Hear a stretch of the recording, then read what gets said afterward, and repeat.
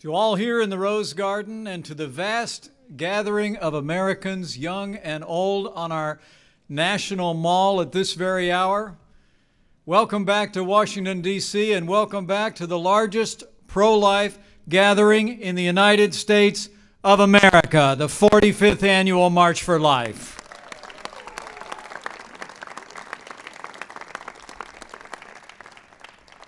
More than 240 years ago, our founders wrote words that have echoed through the ages.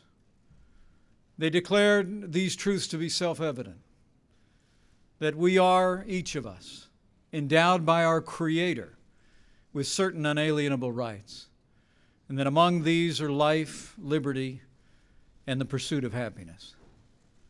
45 years ago, the Supreme Court of the United States turned its back on the unalienable right to life. But in that moment, our movement began. A movement that continues to win hearts and minds. A movement defined by generosity, compassion, and love. And a movement that 1 year ago tomorrow inaugurated the most pro-life president in American history, President Donald Trump.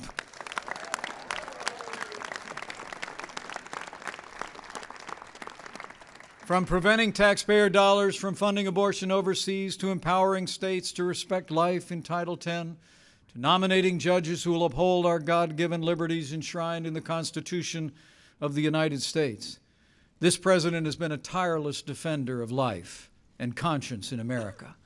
And today, President Trump will do even more to defend the most vulnerable in our society. My friends, life is winning in America because love saves lives. And know, as you march for life, that your compassion, your persistence, your activism, and your prayers are saving lives. And this pro-life generation should never doubt we are with you. This president stands with you. And he who said, "Before I formed you in the womb, I knew you," is with you as well. And I believe with all of my heart, with your continued dedication and compassion, with pro-life majorities in the Congress, with President Donald Trump in this White House, and with God's help, we will restore the sanctity of life to the center of American law.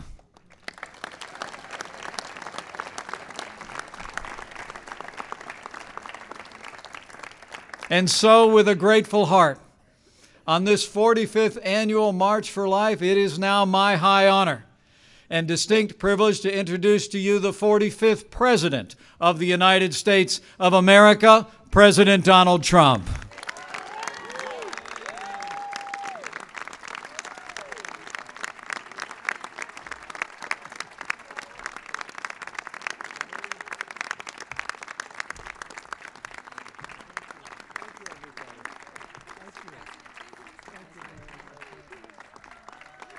Thank you very much. That's so nice. Sit, please.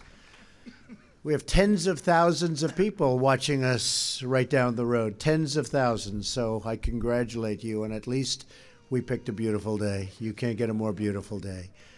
I want to thank our Vice President, Mike Pence, for that wonderful introduction. I also want to thank you and Karen for being true champions for life. Thank you, and thank Karen. Today I'm honored and really proud to be the first president to stand with you here at the White House to address the 45th March for Life. That's very, very special. 45th March for Life, and this is a truly remarkable group. Today, tens of thousands of families, students, and patriots, and really just great citizens gather here in our nation's capital. You come from many backgrounds, many places, but you all come for one beautiful cause: to build a society where life is celebrated, protected, and cherished. The March for Life is a movement born out of love. You love your families, you love your neighbors, you love our nation, and you love every child, born and unborn, because you believe that every life is sacred, that every child is a precious gift from God.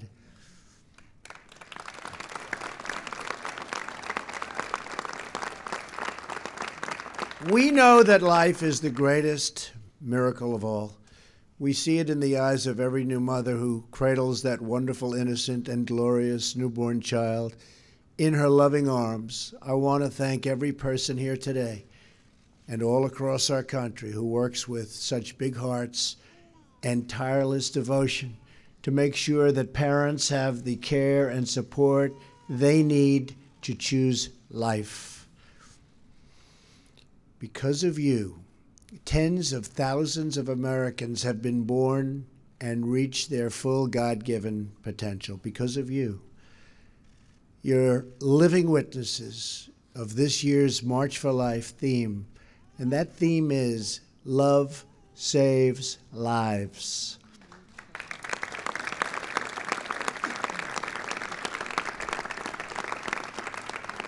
As you all know, Roe versus Wade has resulted in some of the most permissive abortion laws anywhere in the world. For example, in the United States, it's one of only 7 countries to allow elective late-term abortions, along with China, North Korea, and others. Right now, in a number of states, the laws allow a baby to be born from his or her mother's womb in the 9th month. It is wrong. It has to change. Americans are more and more pro-life. You see that all the time. In fact, only 12% of Americans support abortion on demand at any time.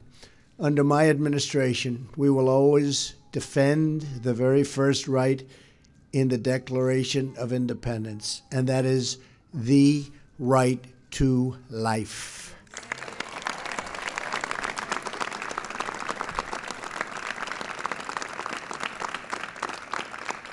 Tomorrow will mark exactly 1 year since I took the oath of office.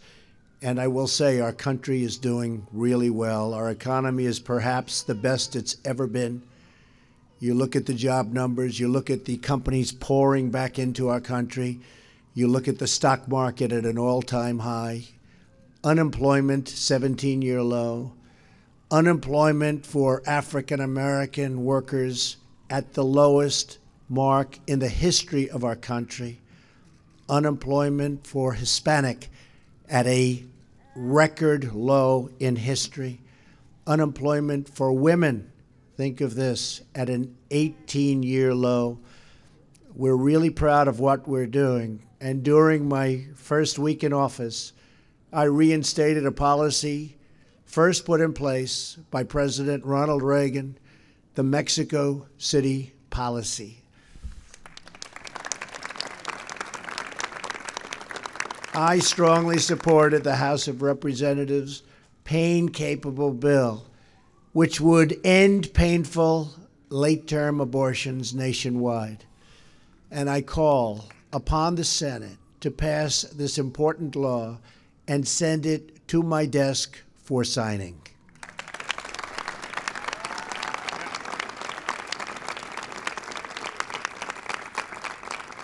On the National Day of Prayer, I signed an executive order to protect religious liberty.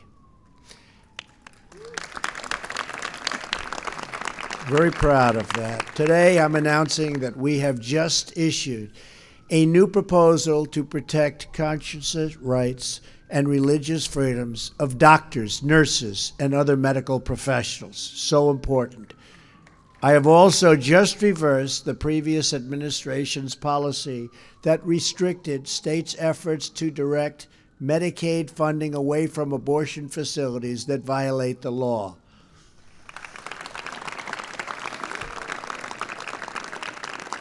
We are protecting the sanctity of life and the family as the foundation of our society. But this movement can only succeed with the heart and the soul and the prayer of the people. Here with us today is Mary Anna Donadio from Greensboro, North Carolina. Where is Mary Anna? Hello, come on up here, Mary Anna. Come. Nice to see you, Diane. Mariana was 17 when she found out she was pregnant. At first, she felt like she had no place to turn. But when she told her parents, they responded with total love, total affection, total support. Great parents? Great? I thought you were going to say that. I had to be careful. Mariana bravely chose life and soon gave birth to her son. She named him Benedict, which means blessing.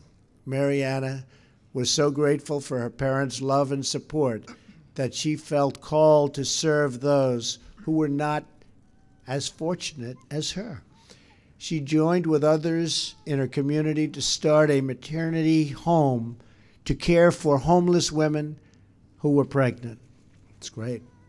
They named it Room at the Inn. Today, Mariana and her husband, Don, are the parents of 6 beautiful children, and her eldest son, Benedict, and her daughter, Maria, join us here today. Where are they? Come on over.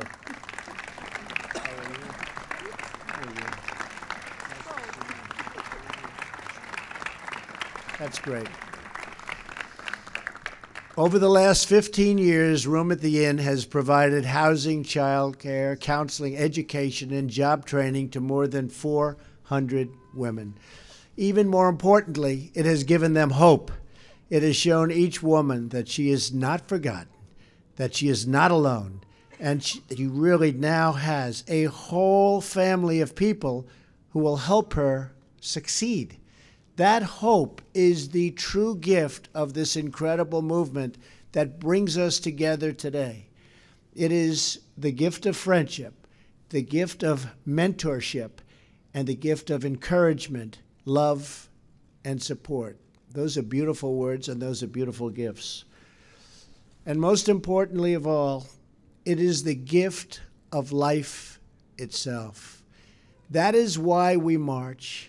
That is why we pray, and that is why we declare that America's future will be filled with goodness, peace, joy, dignity, and life for every child of God. Thank you to the March for Life, special, special people, and we are with you all the way. May God bless you, and may God bless America.